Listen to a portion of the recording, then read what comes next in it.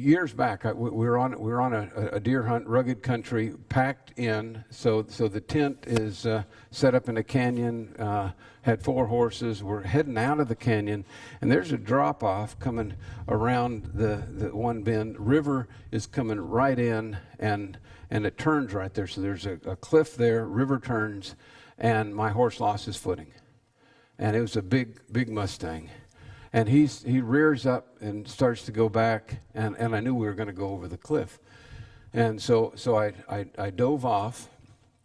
I'm sliding down, and I could hear him fall. I could hear him scrambling, and I thought he's going to roll over me. And I honestly thought, this is how I'm going to die. I'm not going to survive this. He was a big, drafty horse. Rolled over me. I got knocked out, but when I came to, I looked down, and the horse is all 4 feet in the air, and I thought, he's got to be broken up, and I hobbled down to him, and he had just a couple little scrapes on him, and so then it went from him to, how's my saddle? But at least I had my priorities right, So shook the reins, he wiggled around there and got up and went over the same ridge.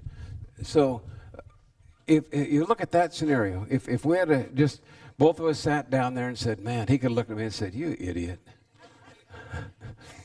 Why did you make me walk over that? I could have looked at him and said, man, you're supposed to be a Mustang, and you lose your footing? And so we could have just stayed down there blaming each other, rather than say, okay, what we need to do is get from here back up to there. And I did look at him and say, I'm going to lead you this time. I'm going to limp, but I'm going to lead you this time. And rode him probably 6 more hours. But there's a tendency in life to just think, man, we probably never need to try that again. That's where bad things happen. So we either let that define us, and we don't ever attempt it again or think through it. How could I do that better? Or we just stay down there. There's a point sometimes in working through something like that where you can think, I can't even see where I fell from.